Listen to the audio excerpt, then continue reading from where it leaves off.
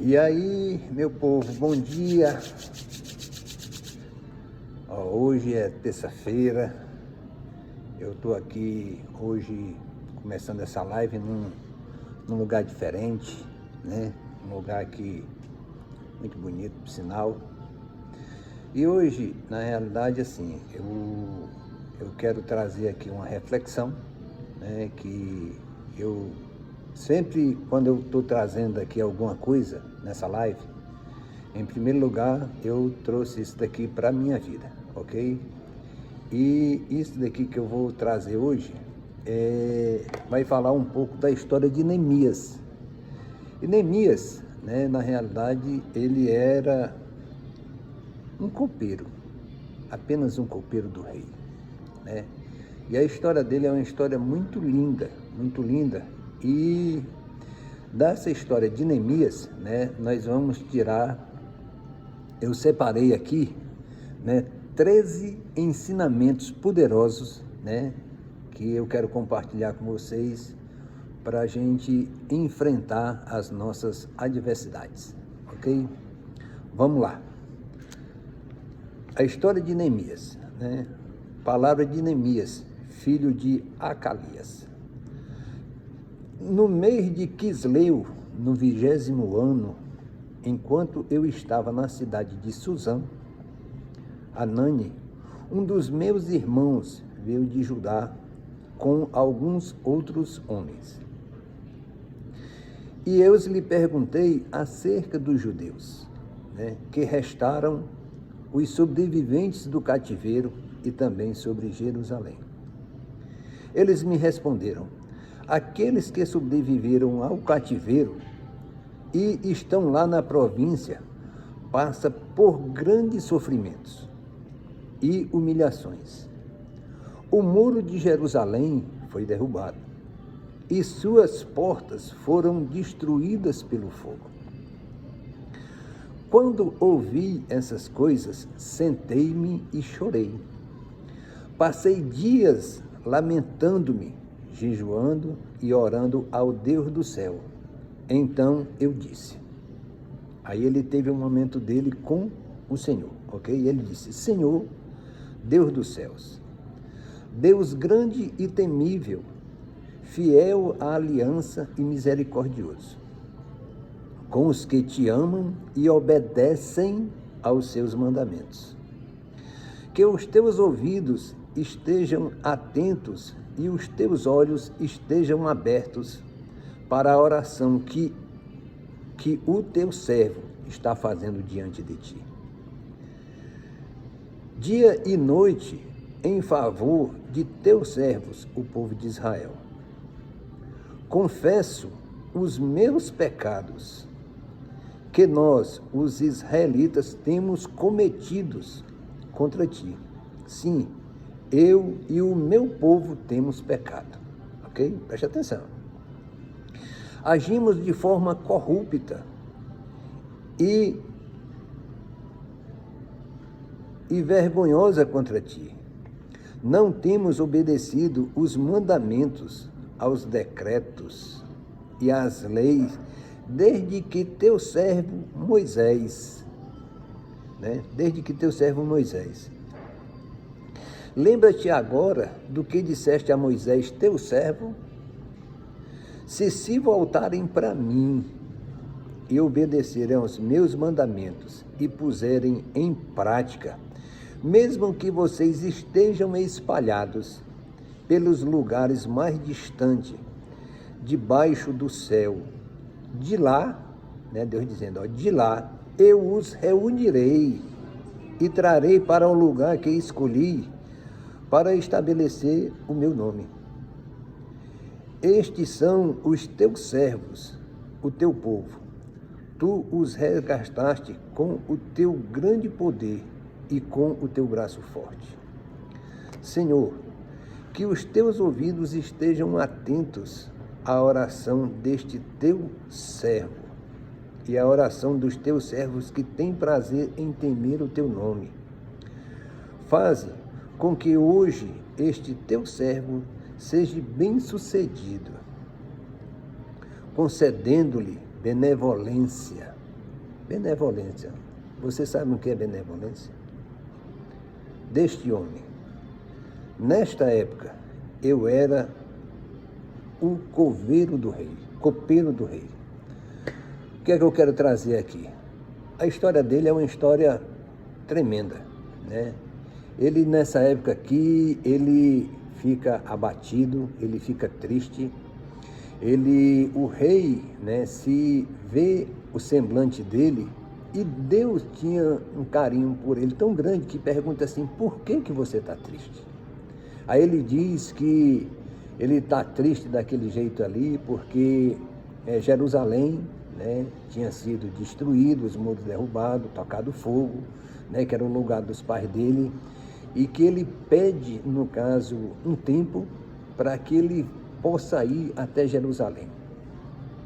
E Deus concede a ele um tempo para ir, né? E ele diz: olha, o Senhor me dá aí uma carta de referência para que eu possa ir nessa viagem e não ter problema no caminho. E Deus concedeu para ele. Mas vamos lá, né? O que é que nós poderemos tirar desse pequeno trecho aqui, ok? Desse pequeno trecho aqui, né? Em primeiro lugar, aqui, que ele fala aqui, é que você tem que acolher suas tristezas. Como é acolher suas tristezas, né? Você tem que chorar, você tem que expressar aquilo que você sente. Hoje algumas pessoas acham que, eu estou triste, então vamos sair, vamos passear, vamos se divertir. Aquilo dali não vai resolver. Aquilo dali não vai resolver. Pode até ser que no momento, né, aquilo dali seja uma maquiagem, né? Uma maquiagem para que na realidade, né, ali naquele momento, né, exista uma situação onde você esqueça aquilo dali de uma forma momentânea, mas depois ela vai voltar para você, né, aquela sensação, de uma forma muito pior, ok? Então, o que é que você tem que fazer? Acolher. Eu estou triste por isso, eu estou triste por aquilo. Se você puder chorar, chore. Se você puder se expressar, se expresse como Neemias fez aqui. Se expresse como Neemias fez.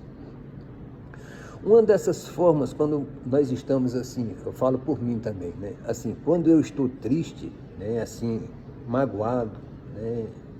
Abatido, uma das formas de eu buscar força em Deus. Como é eu buscar força em Deus? Né? Eu vou jejuar, né? Eu vou mortificar a minha carne, né? Eu vou mortificar a minha carne para quê? Para que eu possa vivificar o meu espírito, ok?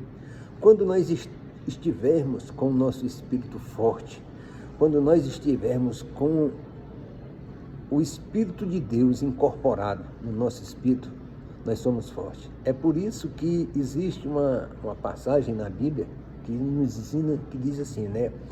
É na nossa fraqueza que nós somos fortes. Ou seja, Senhor, eu estou triste, eu estou magoado, eu estou chateado, eu estou passando por esse momento, então me ajuda, né? Nós devemos orar e pedir direção. Pedir direção para quê? Né? Para resolver isso daqui. É o que tem aqui, no versículo 4. Quando ouvi essas coisas, sentei-me e chorei. Passei dias lamentando-me, jejuando e orando a Deus do céu. Ok? Então, acolha suas tristezas. Isso não é vergonhoso. Até porque isso é tão lindo, é o que Deus quer. Muitas vezes nós procuramos até pessoas erradas, né, para acolher, né, as nossas dores, enxugar as nossas lágrimas.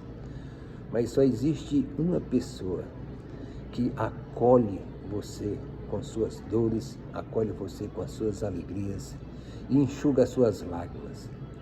E muitas vezes, quando você não chama ele para ele enxugar suas lágrimas, ele vê o seu choro.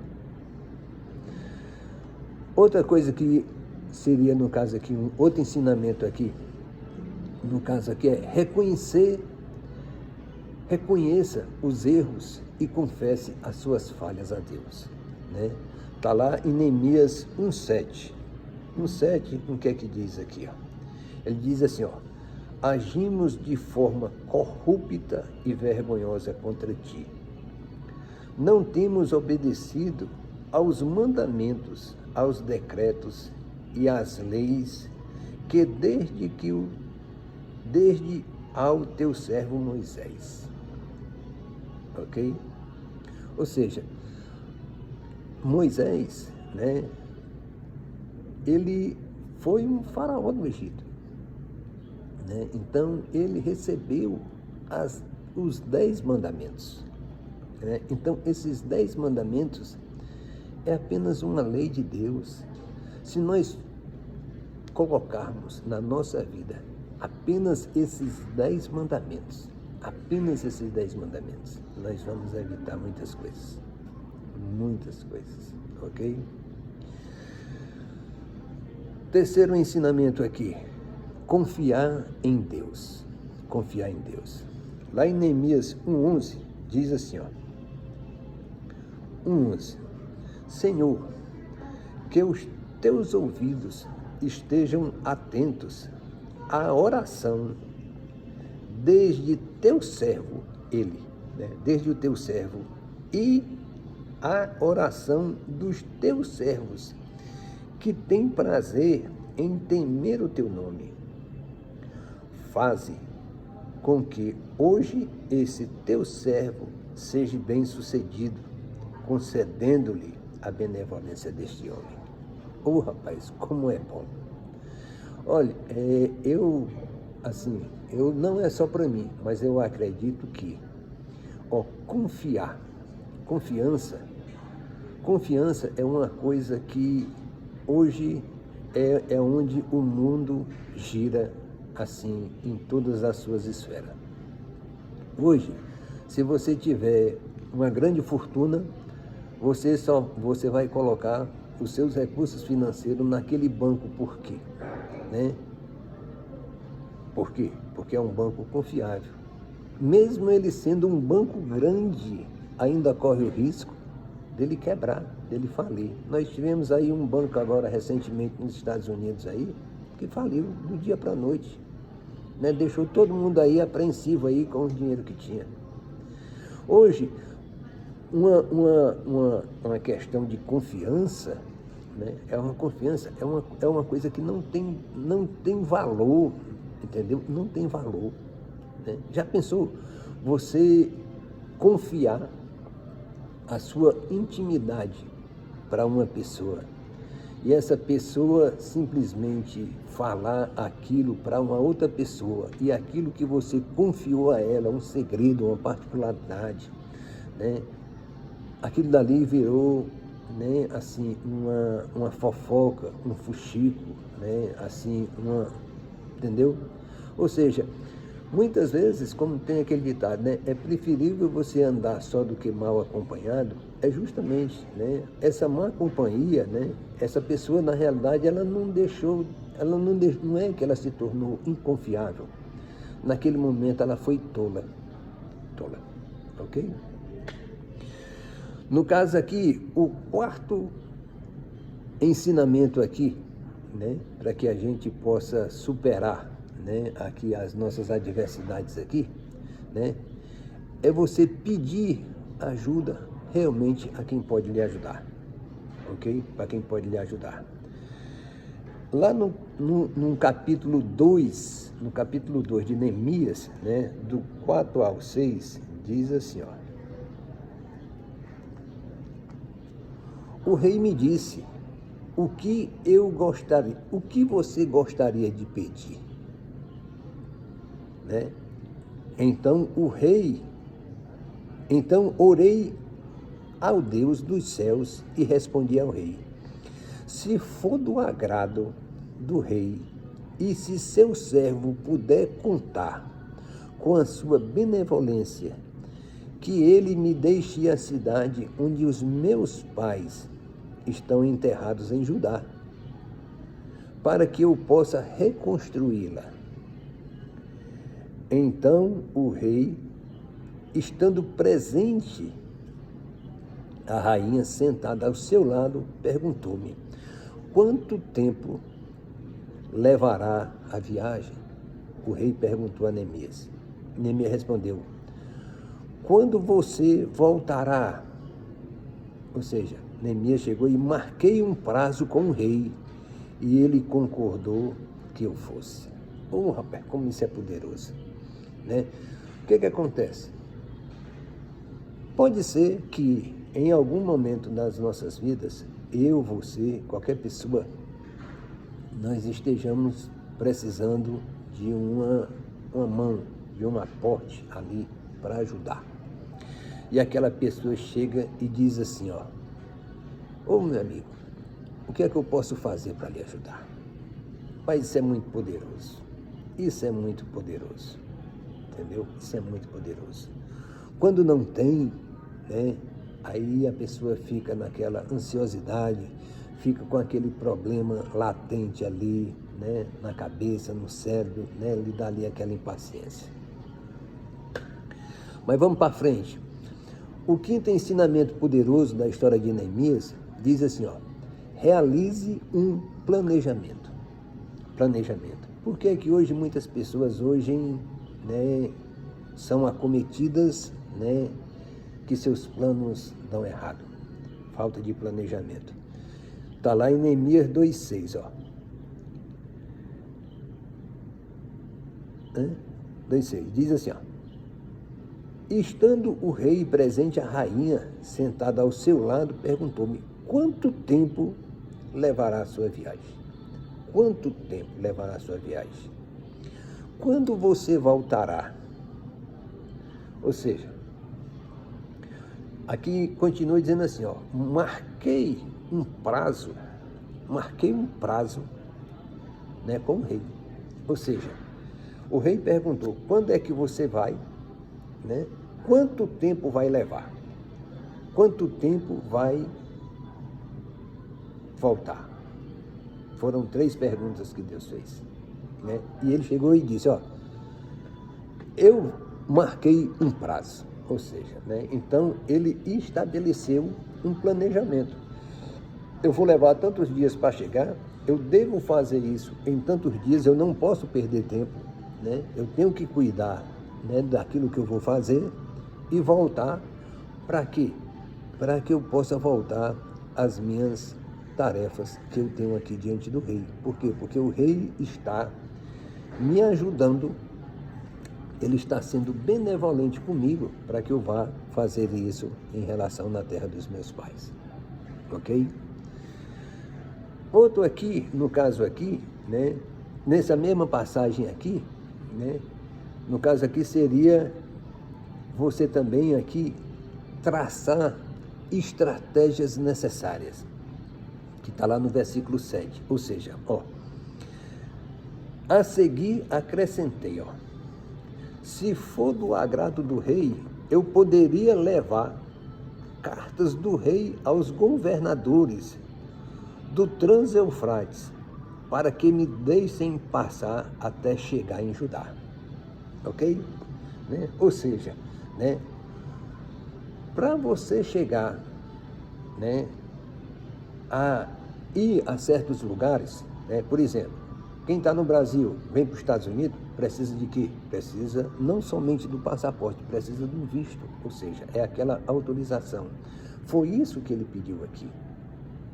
Né? Para você ir para um jogo, assistir o seu futebol, ok? Você precisa do ticket para entrar, ou seja, você precisa daquela autorização que você pagou. Para ir para um cinema, do mesmo jeito. Enfim, né? Então, isso daqui, o que é? Né? Ele definiu uma estratégia, chegou e disse, rei, para que eu não possa perder tempo, né? Para que eu não seja acometido, né, de passar dias acolá, né, naquele determinado ponto, né? O Senhor me dá uma carta dizendo que eu estou ali autorizado pelo Senhor a passar. Ok? No caso aqui também, a 7ª instrução aqui, estratégia, né, do livro de Neemias aqui que eu pude identificar, é que nós temos que obedecer acima de tudo as estratégias de Deus. As estratégias de Deus está lá em Neemias 2:11. Ele diz o seguinte, ó: cheguei a Jerusalém e depois de 3 dias de permanência ali, ok? Depois de 3 dias de permanência ali, saí de noite com alguns dos meus amigos. Eu não havia contado a ninguém o que o meu Deus havia posto no meu coração que eu fizesse por Jerusalém. Certo? Ou seja, Deus colocou no coração dele, né, o que é que ele tinha que fazer, quais eram as estratégias, né, que era preciso fazer, quais são as instruções de Deus, ok? Então, quando Deus colocar uma coisa no meu coração e no seu coração, nós temos que obedecer. Esses dias, eu vou compartilhar aqui um negócio com vocês aqui. Eu orei ao Senhor, eu pedi a direção de uma coisa e na madrugada eu recebi a seguinte mensagem. Ele disse assim, ó, apenas confie, apenas confie. Você tem apenas que dar um passo na frente do outro, porque o chão eu vou lhe dar. Rapaz, que dali chegou, chegou, me tremi, aqui dali era 3 horas da madrugada quando eu recebi isso daí. Era 3 horas da madrugada. Vamos lá, a 8ª instrução aqui, estratégia, ok? Observe o que você precisa fazer e como fazer. Ou seja, se você tem as instruções de Deus para a sua vida, para você fazer aquilo ali, você só precisa saber como fazer. Que está lá em Neemias 2:13, que diz assim, ó: de noite, saí pela porta do vale, na direção da fonte do dragão e da porta do esterco, examinando o muro de Jerusalém, que havia sido derrubado, e as suas portas que haviam sido destruídas pelo fogo. Ou seja, o que é que ele foi fazer? Primeiro de tudo, antes dele fazer alguma coisa, ele tinha que ter noção de como é que estava a situação. Ou seja, então, ele estava em um lugar, então ele saiu e foi fazer uma vistoria, né? Quando você vai comprar uma casa, o que é que você vai fazer? Você vai olhar toda a casa, vai olhar um apartamento. Você vai comprar uma propriedade, você vai ver ali como é que é o estado da propriedade, né? Se está alagado, se não está. Você vai examinar os documentos, né? Você precisa, né, ter, né, as informações necessárias, né, daquilo ali. Ok, então é isso que eu tenho que fazer? Então como é que eu vou fazer? Mas para você saber como é que você vai fazer, por onde começar, você tem que ter uma visão do campo, né, de tudo aquilo, né, que você vai ter que fazer, ok? A 9ª estratégia aqui, né, que eu acho isso pertinente, é que você trabalhe em silêncio. Trabalhe em silêncio. O que é que Neemias, né, nos ensina aqui no capítulo 2, no versículo 16? Ele diz assim, ó: os oficiais não sabiam aonde eu tinha ido ou o que eu estava fazendo, pois até então eu não tinha dito nada aos judeus, aos sacerdotes, aos nobres, aos oficiais e aos outros que iriam realizar a obra. Ou seja, muitas vezes, né, algumas pessoas, né, eu aprendi isso, né, na vida, que muitas vezes nós temos que ficar calados. Sabe por quê? Porque nem todo mundo se alegra com aquilo que você vai fazer. Muitas pessoas duvidam de você, Muitas pessoas acham que você não tem capacidade para realizar aquilo ali. Enfim, né? O que acontece?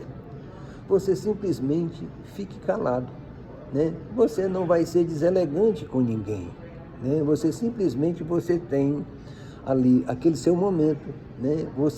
Se Deus confiou aquela missão para você, aquela pessoa já é importante, né? Você não precisa nem ficar falando para aquelas pessoas que vão lhe ajudar. Você simplesmente, né, contrata aquelas pessoas, né, para fazer uma determinada obra. Chegando lá, você diz, você vai fazer isso, você vai fazer aquilo, você vai fazer aquilo.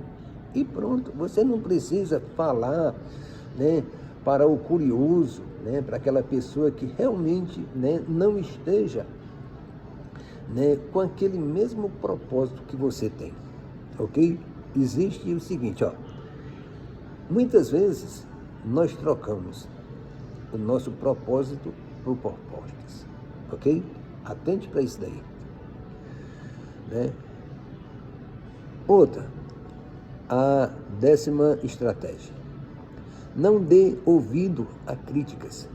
O que é que diz lá nessa questão, no versículo 2,19? Preste atenção. Quando, porém, Sambalate, o honorita, Tobias, o oficial amonita, e Gesem, o árabe, souberam do que ele ia fazer, zombaram de nós, desprezaram-nos e perguntaram: o que vocês estão fazendo? Estão se rebelando contra o rei? Ok? Se rebelando contra o rei. Ou seja, muitas vezes, eu acho que já deve ter acontecido, né? Você vai fazer uma coisa, aí a pessoa, será que vai dar certo? Né? Tu já tentou? Né? Quem foi que fez isso? Né? Tu já pediu a opinião de fulano, de cicrano? Né? Será que ele vai gostar? Né? Será que aquela pessoa vai ficar feliz? Meu amigo, enquanto tem uma pessoa para dizer para você assim,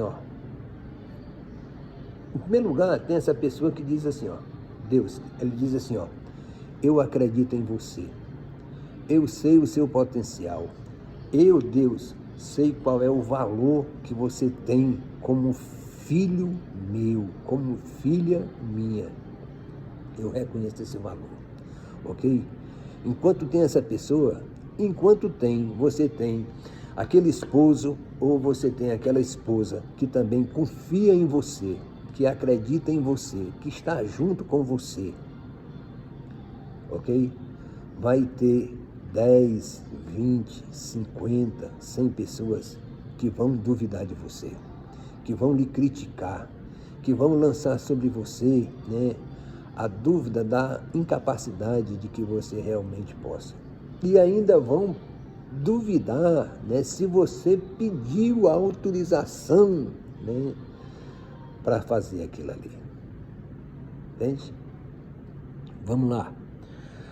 A 11ª estratégia, que também no contexto diz o seguinte, que eu tirei aqui, esteja atento aos opositores.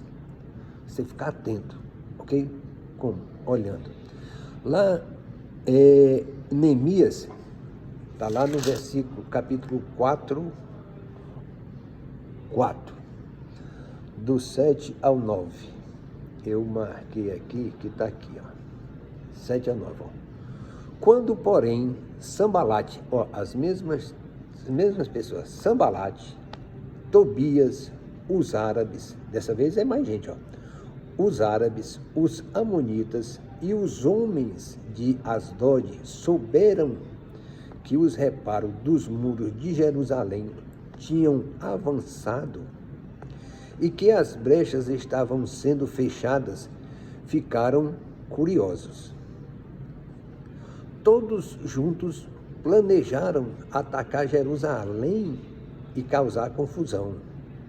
Mas o que foi que eles fizeram? Mas nós oramos ao nosso Deus e colocamos guardas de dia e de noite para proteger-nos deles. Ou seja, olha, hoje, independente, né, daquilo que você faça, independente da sua vida, né, nós estamos na linha, nós somos alvo, né, de pessoas que são opositores, né, àquilo que você faz, né? Hoje, qual é a maior concorrência, né, dentro de um comércio hoje? Farmácia. Você vê que existe farmácias, né? Existe 3 ou 4 farmácias, né, numa mesma rua. O que é aquilo ali? São opositores. Por quê? Porque ele acha que o fato daquela empresa estar ali, e se eu colocar ali, eu vou tirar dela. E na verdade não é isso. Não é isso. Mas muitas pessoas veem isso daí. Ou seja, onde é que está o seu opositor? Hoje, se você lança um produto no mercado, se você tem um trabalho diferenciado no mercado, o que é que esses opositores vão fazer? Eles vão ficar curiosos, vão olhar como é que está sendo o seu trabalho. Se o seu trabalho estiver sendo bem elogiado, se o seu trabalho estiver dando resultado, sabe o que é que ele vai fazer? Ele vai fazer a mesma coisa que você. É um opositor. Então, esteja atento, né, ao que ele também vai fazer com você. Você não precisa guerrear. Você só precisa estar vigilante, né, vigilante às atitudes dele. Só isso daí, as atitudes dele. 12ª estratégia, tenha foco. O que é ter foco? Hoje muita gente fala de ter foco, de ter um alvo, de ter um objetivo, de ter uma meta, mas muitas vezes você ter uma meta, você ter um objetivo, não é você ter foco, ok? Preste atenção.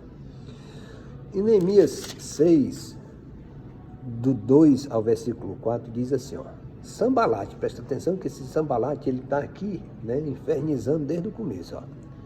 Sambalate e Gesem mandaram-me a seguinte mensagem: venha, vamos nos encontrar num dos povoados da planície de Ono. Eles, contudo, estavam tramando fazer-me mal. Por isso, enviei-lhes mensageiro com esta resposta: estou executando um grande projeto. E não posso descer, porque para parar a obra, para ir encontrar-me com vocês. Certo? Eles me mandaram 4 vezes a mesma mensagem, e todas as vezes lhe dei a mesma resposta. Deixa eu dizer um negócio para você, meu amado. Ó, quando Deus lhe incumbir, né, daquilo que você tem que fazer, tenha foco. Ó, não perca tempo trocando o seu propósito por uma proposta. Não perca tempo desviando, né, a sua atenção, né, para aquilo que vai tirar a sua direção. A palavra de Deus nos diz o seguinte, ó, que nós temos um caminho, né? E nesse caminho nós não podemos nos desviar nem para a direita nem para a esquerda. Você sabe o que é isso? Falta de foco. Sabe o que é isso? Perder o foco. Sabe o que é isso? Distração. Distração é uma semente que o inimigo coloca nas nossas vidas para que a gente não possa cumprir, principalmente aquilo que Deus tem, aquilo que Deus colocou no seu coração para que você possa realizar. Hoje, dentro de uma sociedade que a gente vive, né, todo mundo diz assim, ó, o meu propósito é esse, qual é o meu propósito é isso. Mas muita gente infelizmente, me perdoe até o que eu vou falar, tá certo? Você sabe qual é o seu verdadeiro propósito? Você sabe quando é que você descobre o seu propósito? Sabe como? No caminho. É na jornada que Deus chega para você e diz, ó, o propósito que eu tenho para a sua vida não é esse, é aquele. Por que tem muita gente hoje frustrada no mundo corporativo? Por que muita gente tem hoje pessoas frustradas por achar que aquilo é que é o chamado dele e na verdade não é. Ok? Fica aí essa dica aí. E nós estamos chegando aqui no final, a 13ª estratégia, né? Que qual é aqui no livro de Neemias, né? Resista aos caluniadores com oração. Resista aos caluniadores com oração. Neemias 6, do 5 ao 9, diz assim, ó. Então, na 5ª vez, presta atenção que Sambalate já era a 5ª vez que ele ia azucrinar a vida de Neemias, ó. Então, na 5ª vez, Sambalate mandou um dos seus homens de confiança e com a mesma mensagem. Ele tinha na mão uma carta aberta em que estava escrito, ok? A carta dizia assim, ó. Dizem entre as nações de Gesem, diz que é verdade que você e os judeus estão tramando uma revolta e que, por isso, estão reconstruindo o muro. Além disso, conforme diz, você está na eminência de se tornar rei deles. E até nomeou profetas para fazerem em Jerusalém a seguinte proclamação a seu respeito. Há um rei em Judá. Ora, essa informação será levada ao rei. Por isso, vamos conversar. Ok? Ou seja, Neemias mandou a seguinte resposta para ele, ó. Nada disso que você diz está acontecendo. É pura invenção sua. Ou seja, era uma estratégia, né? E no versículo 9 diz assim, ó, estavam todos tentando intimidar-nos, pensando, eles serão enfraquecidos e não concluirão a obra. Meu irmão, deixa eu dizer uma coisa aqui para você aqui, ó. Ó, eu estou toda arrupiada aqui, ó. É a presença do Espírito Santo aqui para falar isso aqui. Deixa eu dizer uma coisa, ó. Não existe o melhor advogado, não existe o melhor juiz para a nossa vida, para a nossa causa, que não seja Deus, ok? Deus conhece o nosso coração, Ele sabe da nossa aflição, Ele sabe da nossa luta, Ele sabe aquilo que está passando, aquilo que nos alegra, aquilo que nos angustia, certo? Ó.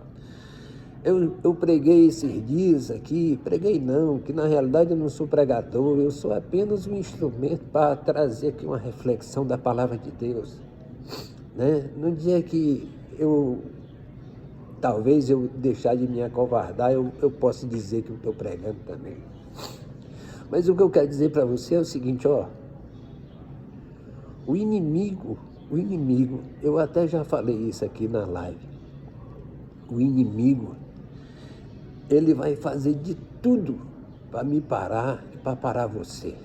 Ele vai fazer de tudo para destruir a minha vida e a sua. O inimigo, ele vai fazer de tudo, inclusive se disfarçar. Inclusive, ele vai usar, né, de todas as estratégias, né, para tentar, né, lhe intimidar, para tentar desnortear, para tentar fazer de tudo para destruir, né, a sua vida, a minha vida, o casamento, né, a criação dos filhos, né, a sua empresa, tudo aquilo que tiver, né, tudo aquilo que você colocar diante de Deus, né, o seu projeto de vida, a sua família, né, ele vai usar, né, de caluniadores para tentar, né, disturpar, inventar mentiras, calúnias. Ele vai fazer de tudo. Mas é o que nós temos que fazer. Nós só temos uma arma, Pai. Nós só temos uma arma. A nossa arma chama-se joelho no chão. Joelho no chão. E é colocando o nosso joelho no chão, né, que nós vencemos todas as guerras. É na madrugada, quando todo mundo dorme, né, que o inimigo, né, ele manda os seus auxiliares, né, perturbar. As guerras que nós temos são guerras espirituais, né, como na própria Bíblia nos fala. Então, portanto, né, que nós devemos buscar a Deus, buscar Ele em oração, termos uma vida de consagração, jejum, né, louvor a Deus. Né. Esse é o único e verdadeira arma que nós temos para vencer o nosso inimigo. Primeiro de tudo é orar. Segundo, acreditar. Terceiro, confiar. A palavra de Deus diz que nós temos que crer e acreditar. Nós temos que crer e acreditar. Então, orar, acreditar, crer, acreditar, tá certo? Entendeu? E soltar, entregar, sabe para quem? Para o nosso Deus Todo-Poderoso, que Ele é aquele que é único, olha, para fazer infinitamente mais do que aquilo que nós pedimos ou pensamos. Ok? E com isso daqui, eu estou encerrando aqui essa live de hoje. Obrigado a você que esteve aqui participando, que assistiu. Se você não assistiu ela desde o começo, vai estar aí disponibilizado. Eu também vou colocar essa live, né, lá no nosso canal, o Clube 4.8, que é justamente também baseado lá em Filipenses 4.8, que tudo aquilo que, né, pensar seja puro e agradável, né, e que a palavra de Deus, né, ela seja o meu escudo e o seu escudo diante de tudo aquilo que a gente tenha que vencer durante a nossa vida, a nossa jornada. Ok? Tenha um excelente dia, que hoje você tenha um dia abençoado. Deus te ama, Jesus te ama.